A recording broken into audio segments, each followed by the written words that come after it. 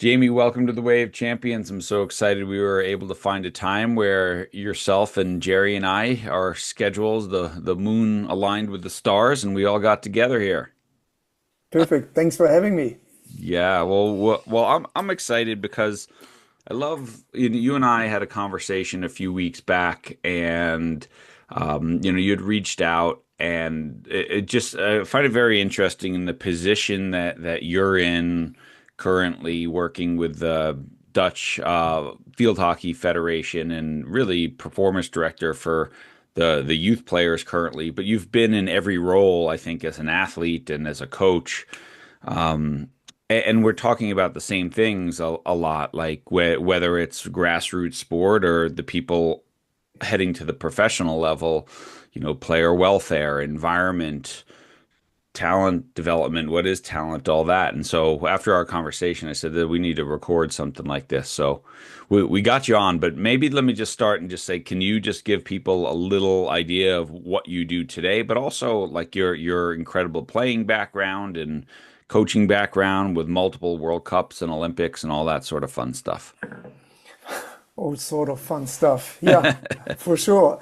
I can do. I'm a father of four, 48 years old, and I made my way through the pathway program of the German Hockey Federation. So from under 16 to the top, I was allowed to be part of the first World Cup winning team in 2002 with the men. And later on, I started coaching under 16, under 21s boys with the German Federation, took over the women, the Olympic team after the Olympics of London and guided them till 2017. We achieved European gold and a bronze medal at the Olympics in Rio. And later on, I went for a year to coach China, which was an incredible experience to be allowed to be part of this complete different setup and culture, which has really given me some really great moments, I have to say, as a coach, and to be allowed to see something different than what I was used to. I was allowed as well to be the interim for roughly 10 months with the Dutch women and assistant at the from October 22 till after the Paris Olympics for the German men. So, and both ended up with another two gold medals at the World Cups with the women of the Netherlands and the German men. And at the end, we finalized our tour in Paris with a silver medal at the Mm. Olympics. So I was quite fortunate in my career to be surrounded by great people. See, And that's fun stuff. I could, that was fun stuff. That's a fun journey right there. Not that many people get to take men's teams and women's teams to Olympic Games and obviously medal and all that sort of stuff. And now you're working more focused on youth national team, correct? yeah, I'm since last September, I'm responsible for the Dutch Federation guiding the under 16, under 18, under 21 teams and coaches on their pathway program, and it's an exciting journey by knowing that both men and women have medaled gold at the Olympics, and now it's about how do we set up the future heading towards Brisbane, and that's an exciting it's an exciting project in my opinion. And from my stint with the Dutch women, I really do enjoy being in this environment.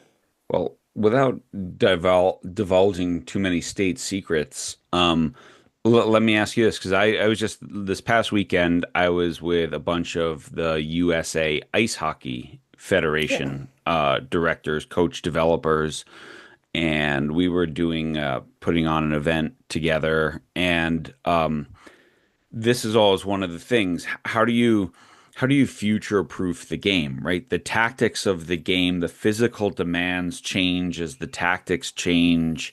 Maybe some of the technique changes a little bit with rule changes, Mm. but what doesn't change so that a 15-year-old today who in 10 years might be a full international, what are the qualities that you want to give him or her that 10 years from now will still matter? Because Mm. that top end sprint speed might not matter as much based on tactics, or you know what I mean? Yeah, Like, yeah, yeah. yeah, how do you future proof the game? I think what we have to be aware of that there have been components within our game, within our sports 30, 40 years back, which have still triggered success or failure or whatever you want to call it. And there are some components of talent development programs which are crucial. So when you look at the psychological skill set of those athletes, so what do they need to be aware of? So who am I? Why I'm doing stuff? What do I want to do? What do I need to do? And what does our, let me say, career path should look like? And what is the reality? So it's the same with coaches. When you look at coaches, it was the same 20, 30 years ago that they have to be able to deal with uncertainty, Mm. not only within the game, but also in their surrounding, just the role of a coach, the job of a coach, the contract length, and also the external triggers which are going through. So just small details, but I think we need to look at the athletes and we need to make sure is in what sort of environment are they currently training and living, Mhm. and can we use the same stuff for training? Can we use the same approach for guiding and let me say developing them like we did in the past? Or do we Mhm. need to adjust slightly as our society is moving? Yeah, as society moves, as children's attention spans move, as how they get information changes, how they are able to effectively or not effectively communicate changes, all these sort of things, right? How do we communicate with the current generation? It's like, is it still email? Is it WhatsApp? Is It's it not Tik? email. Exactly. It's not email, and possibly it's not WhatsApp anymore. It's TikTok, it's Snapchat, and whatever it is. Yeah. But the attention span, which is somewhere around zero point 0.8 seconds, yeah, who Yeah. who is forwarding still a long email or a long WhatsApp like we as organizations are still doing? We're Yeah. still doing it. Yeah. So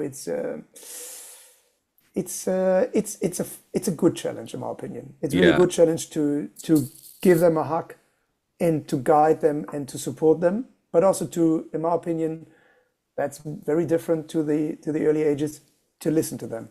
Yeah. There is much they have to say, and in my opinion, these generations, look, you and I, when we wanted to know something, we had to ask older ones. We had to look for books. We had to check in libraries or whatever. Now these kids are sitting on the sofa, grabbing their phone, and they are just looking up all this stuff with AI and with all the big world of the internet. So they are far more knowledge than we've been, in my opinion, at that age. Jerry, I want to bring you in. And but I was just thinking, my son asked me the other day, well, what's an encyclopedia, right? Which we all had sitting around our house growing up, right? What's a book that has the knowledge of everything? What about this? So I mean, Jerry, I don't know if you wanted to jump in with anything else, but I was just thinking in the multiple decades that you worked at high level sport, maybe what are some of the characteristics that come to mind that, you know, 40 years ago were equally as important as they are today? Is anything, I don't know that I've ever asked you that question, Jerry, and all the things we've probably talked about it, but is there anything that pops into your head that like this mattered just as much yesterday as it did 40 years ago?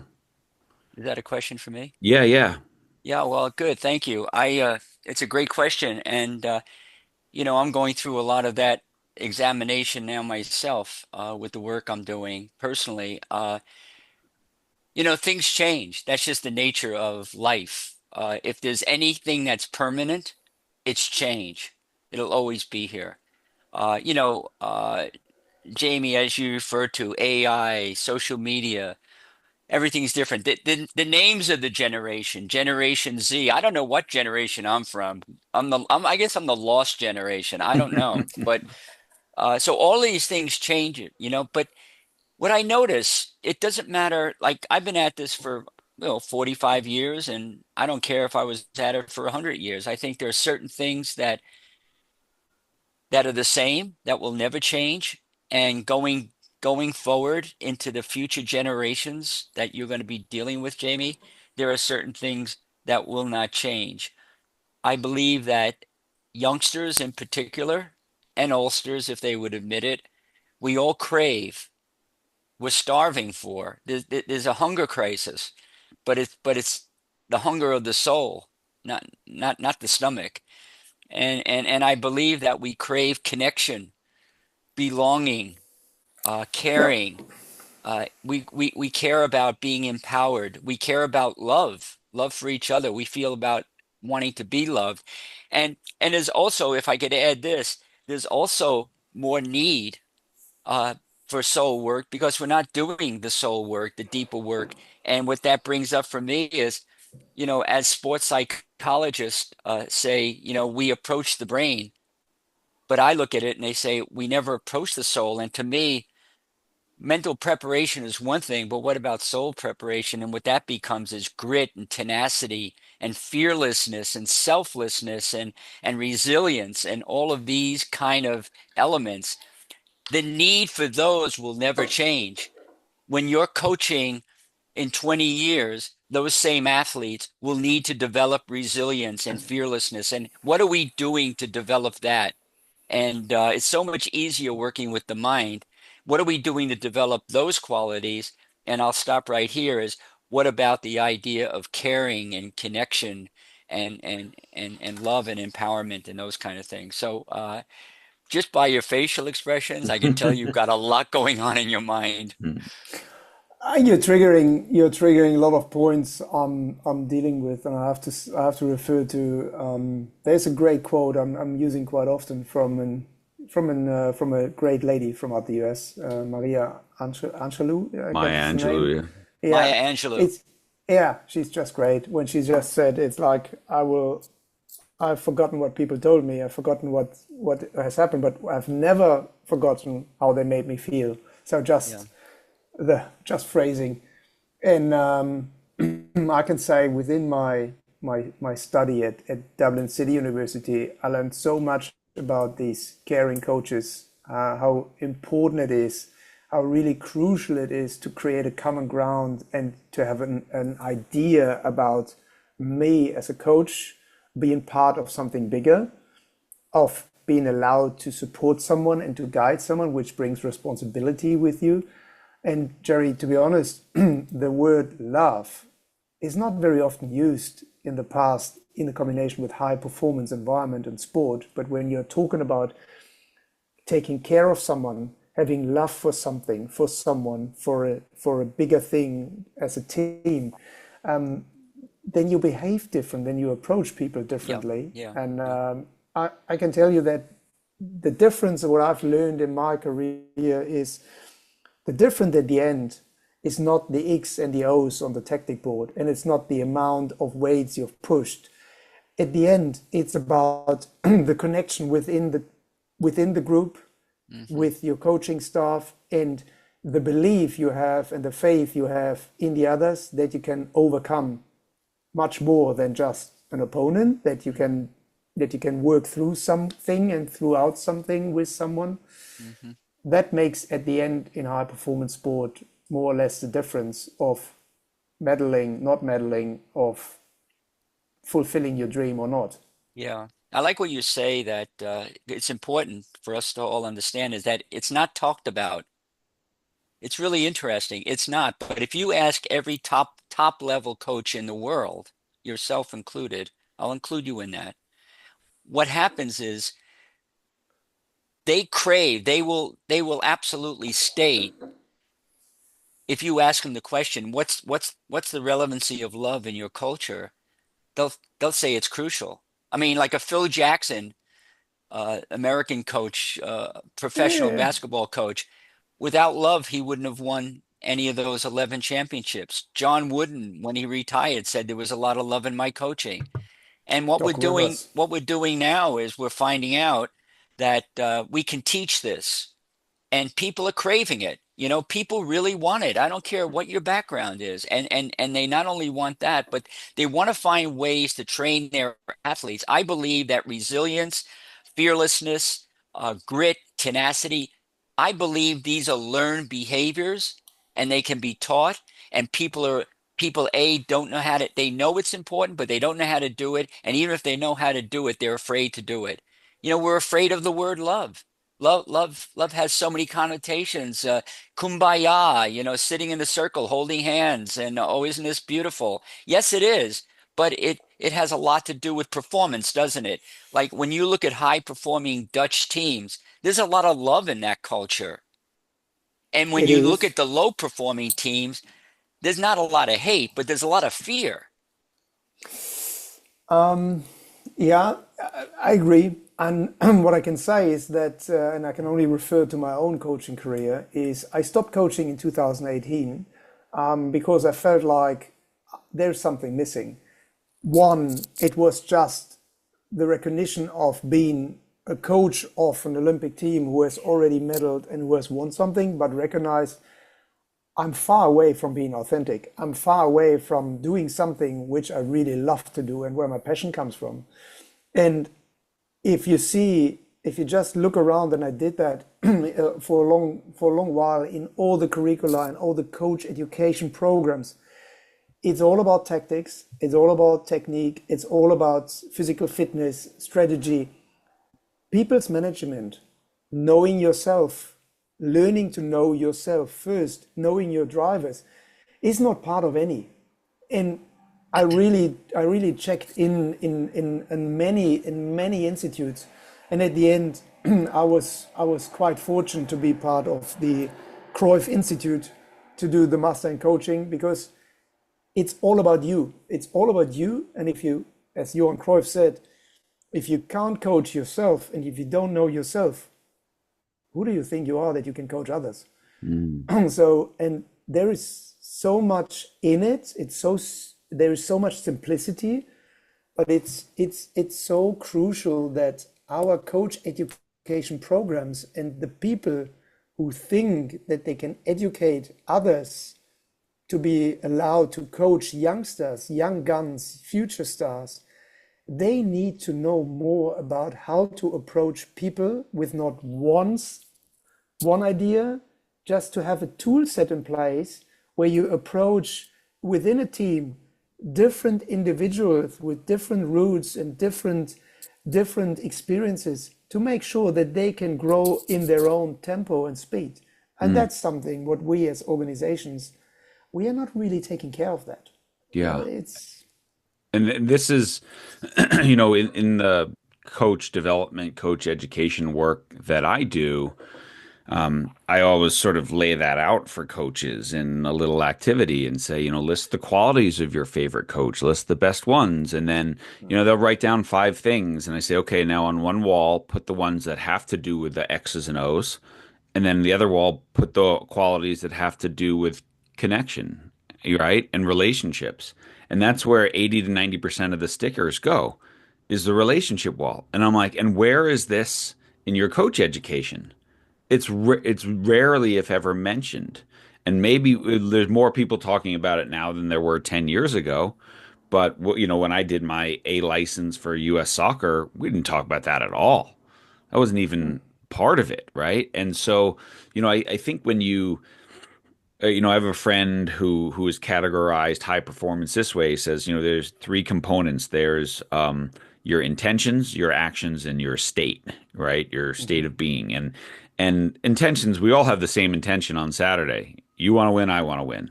So intentions are not a differentiator, right? And then actions, right? We're all trained and whatever our actions, there's not going to be a big differentiator. But the state, the energetic quality that we bring to it, whether we come, as Jerry said, from a place of fear or despair or shame or worry, or we come from a place of connection and optimism and peace and love, right? That's the differentiator. And I think it's so critical that we start talking about this in coaching, that if we're not as intentional about developing that as we are about what's our system of play, we're yeah, leaving a lot on the table. yeah. I can just agree, and like you know said, and Jerry also referred to, it's just when we look at the relationship level. So it seems like that organizations are quite happy if, for example, John takes over a team and he has this skill, perfect.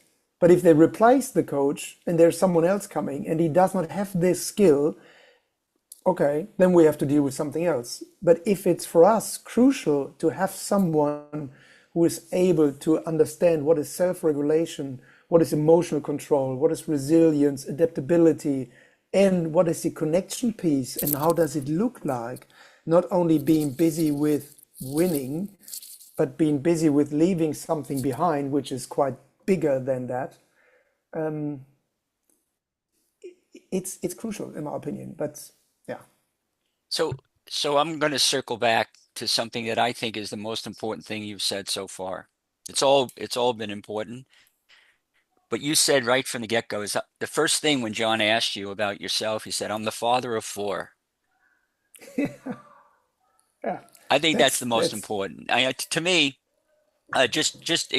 most people on this show would they would never say that, and so I'm very attracted and very interested in that.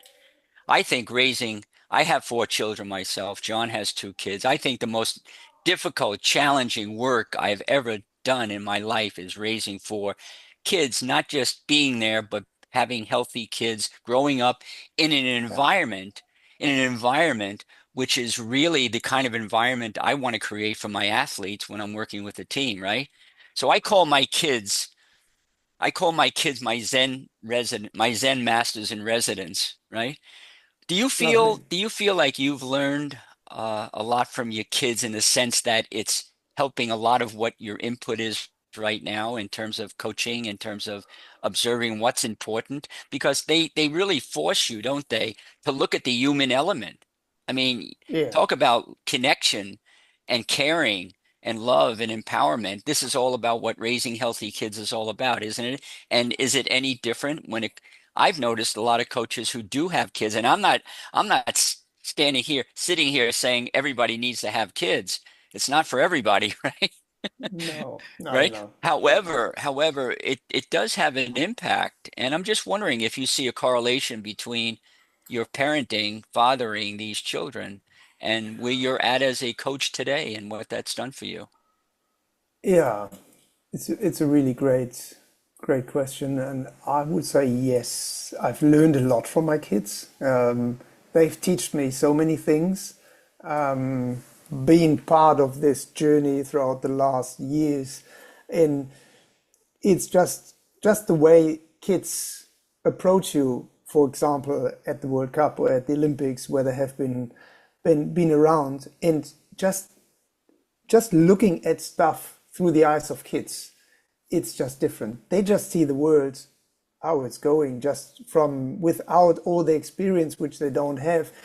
They are not judging. They are not going through something where they are start being scared of not having an experience, a bad one.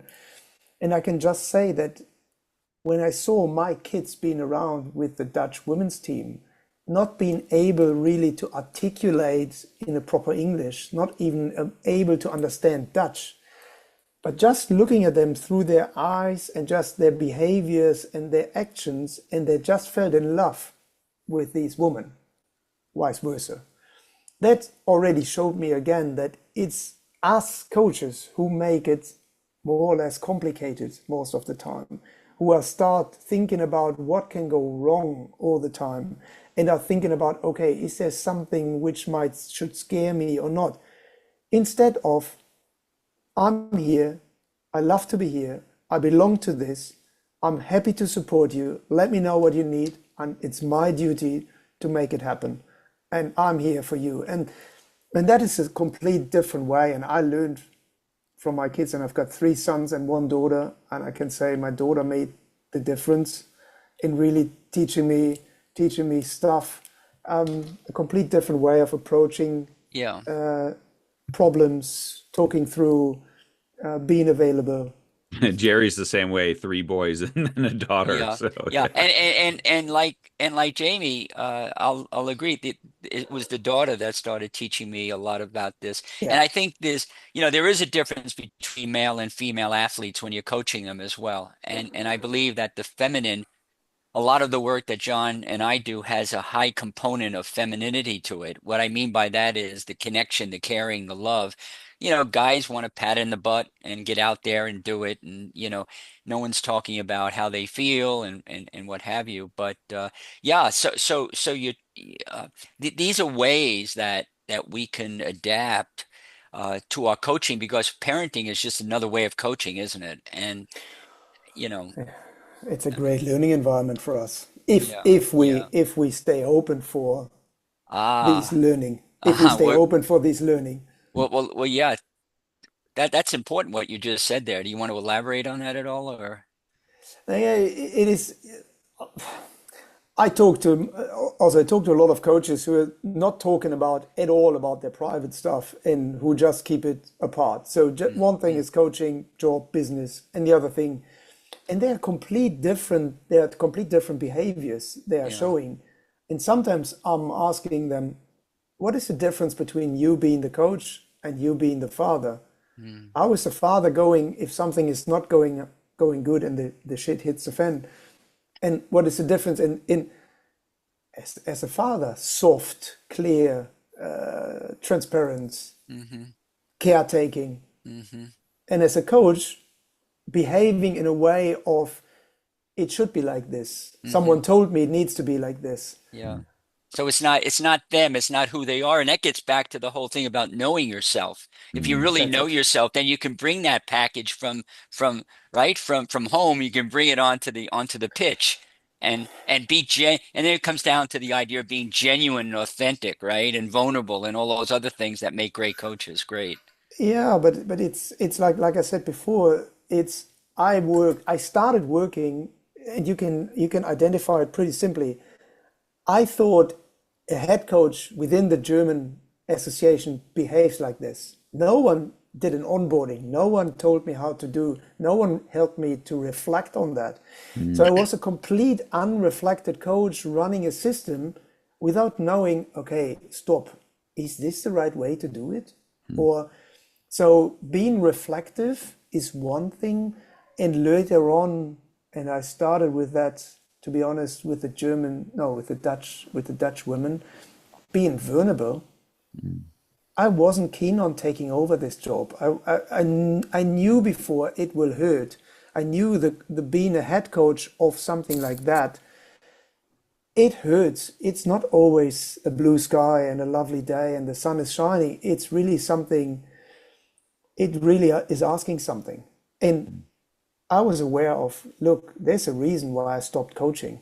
And I have to be honest, this team and this staff, I learned so much from them within 10 months. So I was just fortunate that I could be myself for the first time after 22 years in this business. Mm. It's insane. It took me so long where I first thought, oh, this is me. Yeah. Well, And that took a while. It's really interesting. The American football coach Pete Carroll talks about that. Hmm. That I got fired from all these jobs until I realized I had to be authentically me. And like he loves the Grateful Dead. And he's like, the Grateful Dead isn't trying to be like anyone else. They just were going to be different. And they're okay with that. And they're not for everyone. And he says that's when it changed for him. And then, we've had Steve Kerr on this podcast talk about that was Pete's advice to him. Said, figure out what gives you energy, what drives you most, and Yeah. what Steve came up with, and this is kind of a good segue into it. He said, "I want the State Warriors. The number one most important thing is joy. We get to play a sport for a living. We need to play with joy. I want players who play with a smile on their face and joy. And yes, we're going to compete like crazy. And yes, we're going to do that. And so, to go back to our original topic of what doesn't change, right? Like the reason kids sign up is they might use the word fun and we might use the word joy, but I think that matters. And I get all the time from parents, from people, oh, you know what? This isn't about fun. This is competitive, right? So maybe speak to the role of joy from youth development on national teams like you're doing today to an Olympic medalist team, a World Cup champion. Joy still plays a part, doesn't it? It does. It does. And it's at the Olympics, especially, it's just being part of something like the Olympics is so big. And sorry, you need to enjoy it. You need to be proud, and you need to get the time to just walk around in the village and know who is around. So what I can say is at both Olympics in Paris and in Rio, we told the boys, look, these days are just made for you to settle, to enjoy, to take pictures, to walk around, to sneak around, to approach Nadal, Federer, Djokovic, or whoever was around. And it's something that's once in a lifetime normally. So just being around and just being hard and just focusing on performance, that doesn't help. So this light atmosphere, and then asking them for, now is this is important or that is important, or now we do this or that, they are far more open and relaxed to this because they have already seen what I've worked for years. I've aimed for this for years, and now I'm here and I'm allowed to enjoy. And then you can, to be honest, again, we have to refer to us as big sport organizations. We have to allow these athletes and we have to allow coaches to be themselves and to smile. Who has told anyone? And we captured it. We captured it with the German women at the Champions Trophy in Argentina. We captured them walking in from the bus onto the stadium doing the warming up. No one was smiling. No one had the intention of enjoying what they're doing, playing a big crowd in Argentina against Argentina. And we asked them, why is it like this? Because you can have fun, you can enjoy, you can. And they were shocked by themselves. They were like, oh, Jesus. And how do you want to be seen? Afterwards, they had this big boombox, which is not very common for the Germans. They had boombox, they had fun, they walked in, they enjoyed because it fitted to them. And you could see on the same way they had more joy and connection. We reduced the amount of video meetings and just sending. We engaged them more. You could see the raise of the quality of playing. It was so interesting. On the same time, it went up because they took ownership and they wanted to be connected and they wanted to enjoy. And I think it's crucial, and that's with the Dutch Federation, it's crucial that we have the center of attention is the individual, and they need to have a joyful ride. Yeah. It doesn't matter if they got selected at the end or not, but the ride needs to be really exciting and joyful and valuable. I love this because I mean, I get emails from distraught parents who say, my 11-year-old just went to a weekend insert sport, ice hockey tournament, soccer tournament, and the coach wouldn't let them go in the pool at the hotel, right? Because he wanted them to rest and focus on the next game. And the kids are 11, and all they want to do is kick the ball around the hallway and go to the pool and have fun with their friends. And so I'm just always so glad that people who have coached at the level you do say that is like, when you bring in the joy, everyone goes, and the shoulders drop, and there's not so much focus on the outside. What are they going to say about me and stuff? And I think that's the hard part in professional sport now, where everyone has a platform to criticize you and everyone's got a video on you all the time,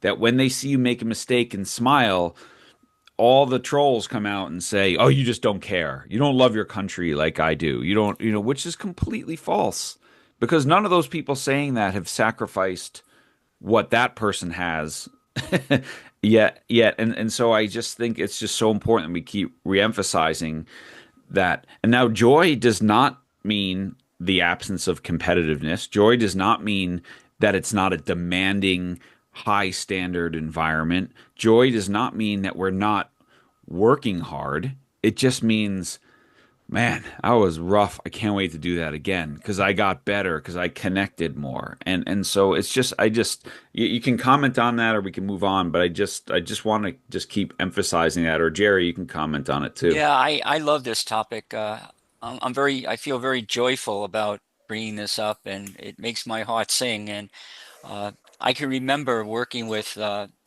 University of Maryland women's lacrosse.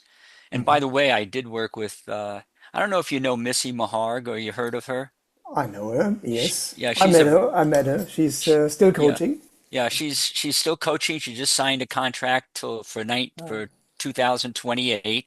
She's amazing. John, you know a little bit about Missy, and I worked with her team as well, Hmm. and we won a few championships. But with the lacrosse team, you're asking, well, what we should ask the question, what is joy? Because people are out there thinking it's just laughing and giggling and smiling and what have you. But you No. can actually create joy, and that's really what we need to do. One of the ways that we won 7 consecutive national championships in women's lacrosse. And I can tell you there were multiple times during a month's period where we didn't play lacrosse. We played soccer. Hmm. We went out and played softball and we competed. It still kept a competitive fire going. But what joy, they were playing all kinds of games together. I think a lot of joy comes when we create environments where it's okay to fail. It's okay to lose. Yeah. I think a lot of tension and anxiety and those serious faces are about what if we lose? What if I don't measure up? What if, what if, what if? And I think we create joy by going back to the environment and giving people an opportunity to know that we're going to learn from us, that if we lose this championship, we're going to be better off because of it, and this is why.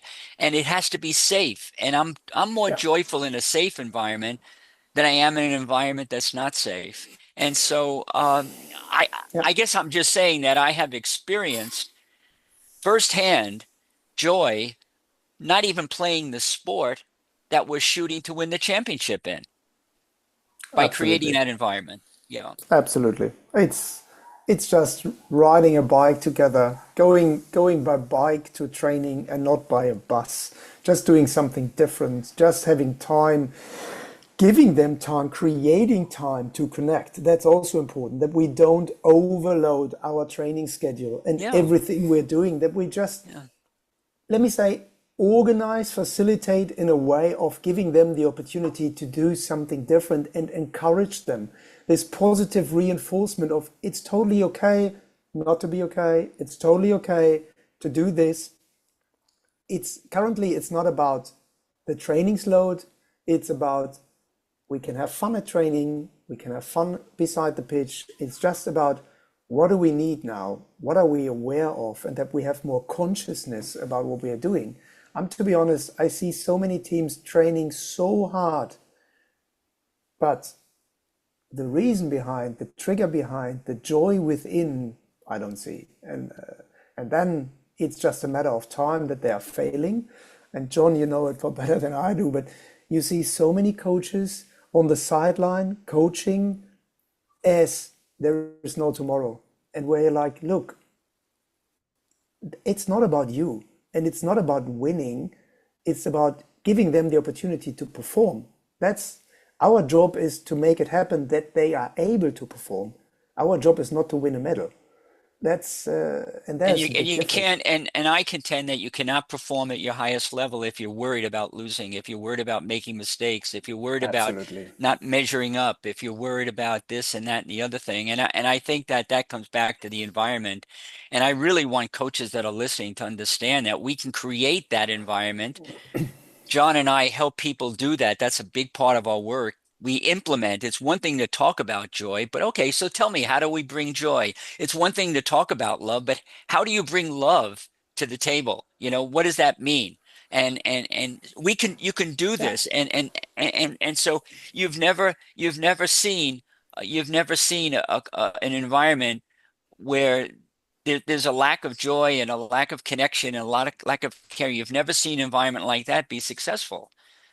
So now we have the wherewithal, and we're talking with you, connected with a high level of performance in your country, that you're reinforcing what John and I believe, and I'm frustrated because it's not the standard.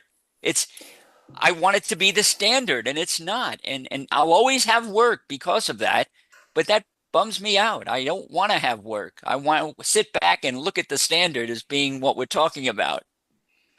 But I think it's changing. We talked about it already. I think it's we need to be also we need to be aware of that it's not going from black to white. What it's more important that the coaches, the future coaches, the current coaches understand it's about the gray areas. It's about handling the gray areas in between. It's about, look, it's not only managing people, it's not only managing yourself. It's about knowing what is really demanded at that stage, at that level you are working. And we need also to make sure that if we talk about youth performance on grassroots level, on performance level, that we have the right people in place who really have the skill sets. It's not about running an, let me say, an adult training with the youth kids group. It's about really making sure what is demanded by the age group. And I'm, I love to be, let me say, around when my 9 years old boy is playing with his team. And sometimes I'm going with them on tour, sleeping in a tent, spending a whole weekend with them playing a bunch of matches. And at the end, what these kids are hooked by is having their hockey stick, having something to eat somehow, sometimes, having a football, sleeping, having barbecue, and being together and having fun. And this is at the end the reason how we all felt in love with whatever sport it is. And later on, we have to remember, and we have to really do a recall with these top athletes and coaches. Look, this is the reason why you started it, and not being serious all the time. That's so funny to see. Yeah. Oh, so sad. I have a coaching mentor and friend who has helped me out here, and he's someone who was a head coach in a World Cup in soccer and Olympics, and I would have him come to my training sessions and just evaluate me, like give me some feedback. And he said, the first thing that I always say is, would I want to be a player in that practice? Right? Like if I wanted to be a player in that practice, we're already off to a good start, right? And so many coaches get stuck running practices that that they would have hated when they were playing, right? And well, we have to do this or we have to do that, and it's like, how do we find a way to bring more into that? So my question for you then is, how do we move what we would term here in the US the old school coach who's done it this way for 25 years and I'm not changing? How do you influence that type of coach, both this in this climate and environment, but also in, hey, this is the best for skill acquisition. This is the best for how people learn, games-based learning, more, less cones and more decisions, all these sort of things that we know look messy in the moment, but are better for learning. What do you do when you have coaches who are just pushing back on any new idea? I think I think one major topic for us, for all of us in the upcoming 10 to 15 years is we have done already the mistake that we pushed aside all these coaches, these old school coaches who have done it my way or the highway. But what these coaches really have is they have knowledge, they have experience, they know how skill refinement needs to be done, they have an idea about deliberate practice. And what we need to do is we need to reach out to them and teach them how to communicate and how to facilitate in a different way. And we have to use their expertise. And we have to bring together, and that's my role, we have to bring together the young coaches with a complete different approach and behavior style and these old coaches. And we need to connect them that they can learn from each other. So one of my major tasks is to connect coaches and to give them an idea about to learn from each other, because there's nothing wrong with having a skill exercise in place, a skill drill. There's nothing wrong with. It's just a way of, I would not say how do I sell it, but how do I offer it? How do I offer it to the team and to the athletes? And there is something, in my opinion, where we can really make big steps and big wins as organizations, that we use the older generation of coaches and give them a role and give them a place and give them an opportunity to really also being engaged in their way, but also with clarity of what is needed. So this role clarity is something we are missing in coaching quite often. What do we ask the coaches to do, and what do we ask them not to do? And this is And something how do we where, define success? how do we define success? It's That's a very important one, because a lot of coaches are, it says on paper, oh, it's about development, but you lose a few too many games and you're out even at the 14s level. And it's like, well, I thought it was about development. Or at the pro level, at Well, the pro. certainly at the pro level, you get a month, but I mean, at the youth level, sometimes. you get, Yeah. we have these organizations that talk about that, and then it looks nice on their web page. So, Absolutely. so John, to your point, you were asking a question. I want to circle back to that. How do we take those old school pushbackers who I think we have to make an assumption. The assumption is that they're afraid. They're afraid that, first of all, they can't handle more than what they're handling. They've got a lot of work to do anyway. They're afraid they're not going to be good enough executing what it's like to bring an environment of caring and connection and love. So you have all these things going on. And and and Jamie, you're bringing up a brilliant point, which is let's use these coaches as mentors. I'll use the word mentor. Yeah. At Stanford, they hired back Tara Vanderveer, Hall of Fame, national championship basketball coach. And her whole function is to be there for all the youngsters, all the young coaches, and mentor them and bring them uh, the the little nuggets that what made her successful beyond the X's and O's. And more schools are doing this. I think one of the ways that like I don't get much pushback. Usually when coaches come to me, they're aware of the work that I'm doing and they want it. But I still, I'll walk into a room of 300 athletic directors and 25% of them will be giving me pushback. And one of the things I use is I can't have a Steve Kerr in the room and I can't have a Phil Jackson in the room. And bless his soul, you can't have a John Wooden around anymore, and you can't have all these wonderful coaches who are on board with what we're saying. John, what I like to do is I just love to tell stories about Yeah. about these great coaches who by the way, they admire, and I know that I'll get good reception about oh yeah, he's wonderful, he's great. Well, were you aware of the fact? And then I tell a nice story about Steve or Phil, and they admire this coach, and I'm saying someone like a Phil Jackson is saying, I would never have won 11 championships if we didn't have caring and connection and love and compassion in our environment. And that sort of like, whoa, really? Is that so? And now they're a little bit more open. And I think it's a gradual process and it takes time. And Yeah. this conversation, I think the listeners need to know this is not an overnight thing. You don't get uh, some kind of a shot in the arm that says now you can go out and do this. It takes time, it's slow, it's gradual, and you start out simple by, we have a process with Way of Champions, which is called the law of one or the rule of one, and that is choose one athlete, one day, make one comment that's positive, Hey, Jamie, I really love the way you show up early. It really makes this team go for practice. Just that. And so it's it's this idea of going back to your point, we have to make people feel like they're not alone if they do this, that the great of the greats are taking that on. And that's the whole mentoring idea.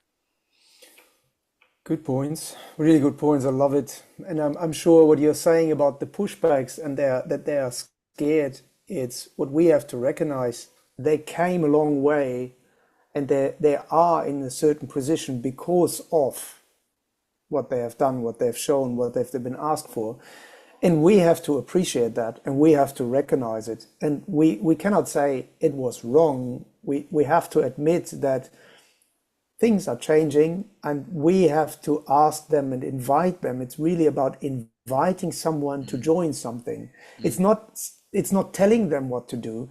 It's hmm giving them the opportunities. And for some, it's more obvious at first hand. The other one takes a bit longer.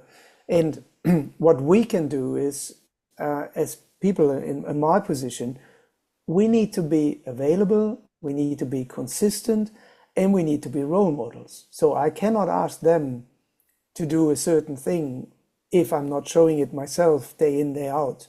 So, and this is something when you're talking about pushbacks, or when you're talking about joy, when you're talking about love, sometimes it's quite enough to just tell them, have you seen this?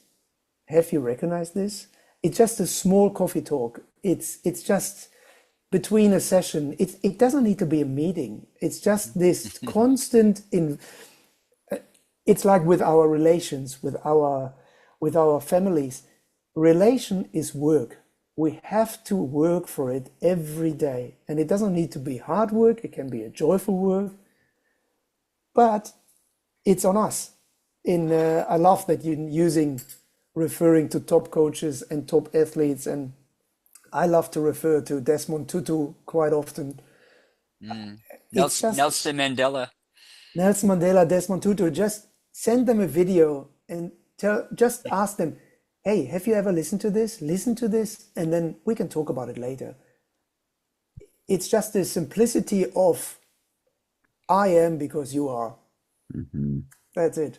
I love it. Yeah. And like you said, it goes back to Johan Cruyff. If you don't know yourself, how are you ever going to coach other people? I think it's so critical.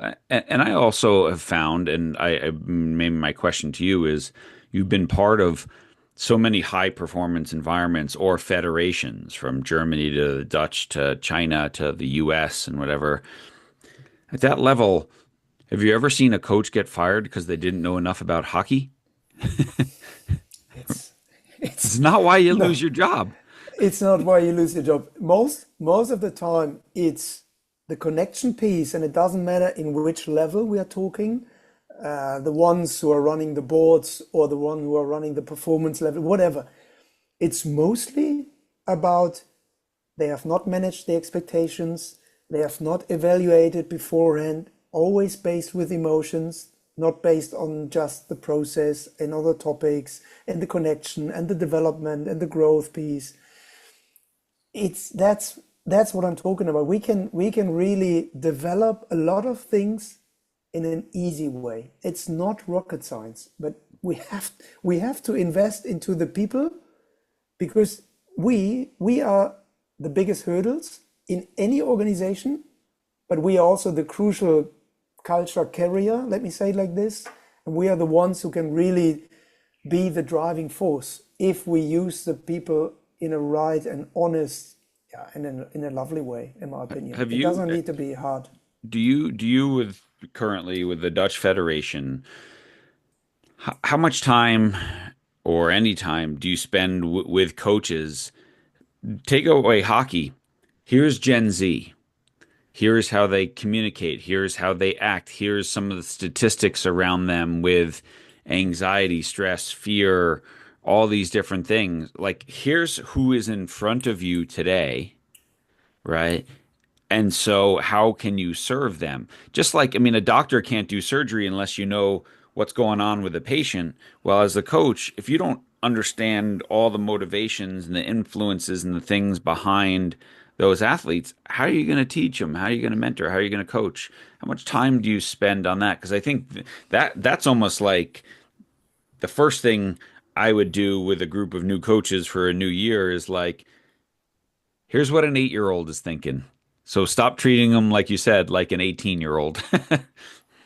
Yeah, it's great question. It's we started the year, and I think Jerry said it already, the word belonging. We started the year with 3 online sessions, for example, where 2 of them were just provided by the from out the coaches who delivered content and their knowledge, and they started sharing and connecting. Lovely. And one session was, yeah, let me say, organized by us, and we invited Cody Royal talking about belonging and winning and the role of a coach, and he did it in an amazing way. And what he did is he facilitated in a way that they felt they can engage, they can connect, they can start talking, and they showed vulnerability, and they shared lessons about what you are asking.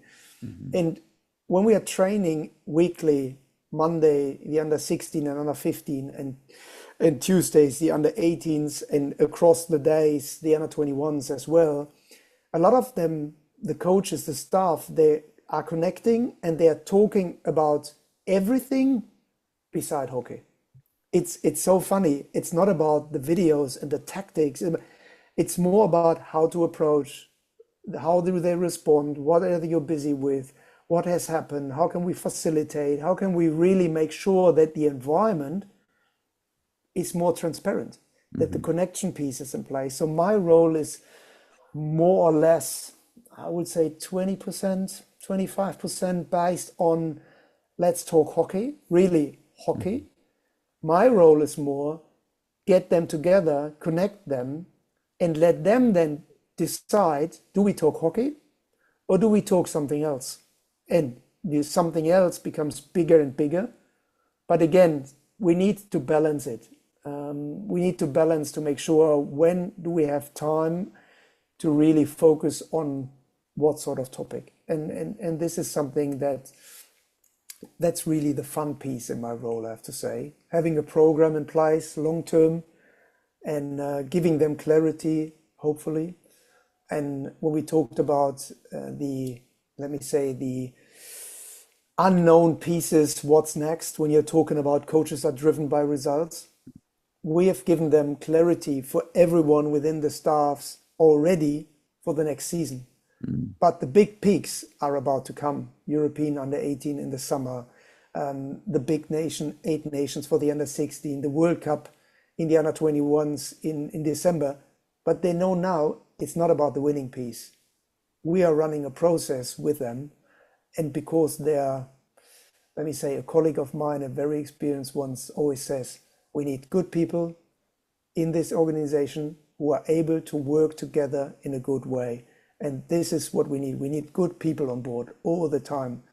And this is, if we have good people on board, then we get this piece around the generations, the needs, the really the urgency within the society of we see you, we hear you, and we are there for you. This is crucial in my opinion.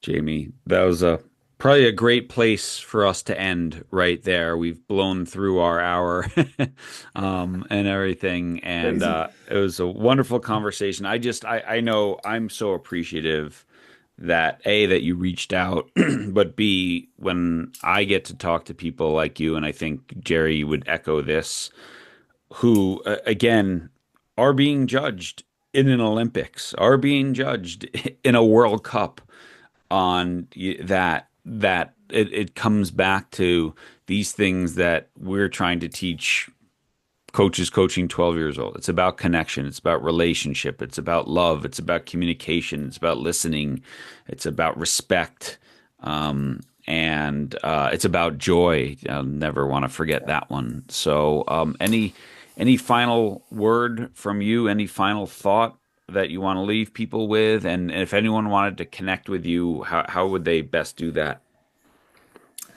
First of all, really appreciate you two having me and that I was allowed to join and talk to you and with you about these, in my opinion, so crucial big topics in our high performance and sport world. It's if we really want to support young kids growing within the sport and society, it's about love and connection and being vulnerable and not taking ourselves too serious, to be honest.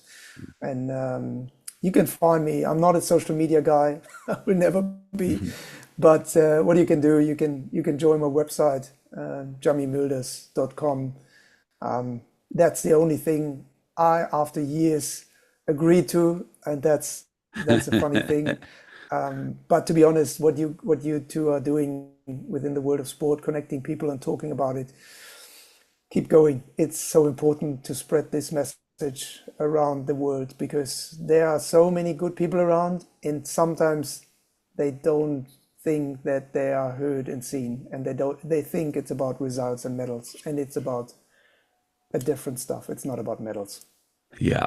Or as a old coach here might say, it's not the X's and O's, it's the Jennies and the Joes or whatever. So yeah, it's the Gee, people. Jamie, thank you so much. This was a brilliant conversation. We Thank you. truly appreciate you being on the Way of Champions. thank you, Jamie. Thank you, Jerry and John. Jerry, great conversation there again with Jamie. That was really cool. And as I said on there at the end, I just love when people who are winning Olympic medals and World Cup medals and coaching the best athletes in the world in their sport, and Jamie, both men and women, come back to this idea of relationships and connection and love and joy that we always emphasize, and run into people who are like, ah, that's not how you do it at the highest level. Yeah. But You it know, is. what's interesting, John, is people need to hear this is you and I are not prompting these people. We're not telling them this is what we want to talk about. And on my end of it, I'm listening, and I'm sure you are, to where they're taking the subject matter. And it always seems to come back to this idea of connection, caring, love, empowerment, joy. And again, I made the comment in the recording, uh, it's not the standard. And for you and I, that's the good news. We'll always have work. Mhm. But the more it becomes a standard, then the less I'll be needed, the less you'll be needed. But that's really what our goal is, isn't it? We want to be able to look at teams and sit back and watch the joyful interaction of coaches and parents and kids at a youth soccer game, or at the collegiate level or at the pro level. And all these people we're having on seem to get the same message, don't they? They do. They do. And I think, I wrote down just where I mean, Jamie's working on his doctorate now in coach development at University City College Dublin, but he got his master's through the Johan Cruyff Institute, and I just love that Cruyff is, if you don't know yourself, why do you think you can coach others? Yeah, This yeah, that was that self-awareness was piece is that was one is of my big takeaways from this is it's so good to hear that, you and I are doing this self-awareness stuff, and to hear someone at that level say that knowing yourself is that important. yeah. Well, if you don't know yourself, how are you going to do the coaching? If you need love in your coaching, you have to love yourself. How can you love yourself if you don't know yourself? Hmm. And so this taking a dive into asking the right questions as we have our cohort for our certification process, what we want to do is we want people to self-examine, to become self-aware, not Jerry aware and not Hmm. John aware. It's about themselves becoming Hmm. so aware of who they are that they can bring that to the table when they're doing their coaching and have better results. Who wouldn't Hmm. want to have better results? You want to have better results, you better know who you are. Hmm. A Steve Kerr or a Quinn Snyder, they'd say the same thing. And Hmm. and so it's so reassuring for me, and it must be for you, to hear over and over our guests, no matter what they are, whether they're authors, coaches, athletic directors, to come back to the same thing. So Hmm. again, it reinforces the statement, we know people crave this. and let's get down to it. Let's get down and do the work that's needed because it can be taught, it can be learned, and that's what Way of Champions and this podcast is all about. Yeah, amen to that. And as you always eloquently say, do the opposite and see how that works for you. Don't respect people. Don't make them feel important. Don't Right, value them. Don't right, empower them, right. and see how they do. Yeah, yeah. Because it's not going to work out very Make it well. your intention to not care about people. Yeah, and see how that goes. So awesome. Well, again, thanks, Jamie. JamiMuelders.com. Everything in the show notes there. And yeah, connect with him, follow his work. Great guy, Yeah, and yeah. definitely we'll have to have him back on someday for sure. Well, if So we write a note to ourselves, we could pick up right what we said and right where we left have off. her Yeah. repeat that. That's Yeah. Yeah. speed dating. Yeah, yeah. He told us a great story after we stopped recording, so you all just have to wait for that. But anyway, everyone, thanks for listening. You know, your influence is never neutral, and hopefully, Jamie influenced you in a great way today to have the confidence and the courage to go out and coach with love and lead with love. And we'll see you again next week, everybody.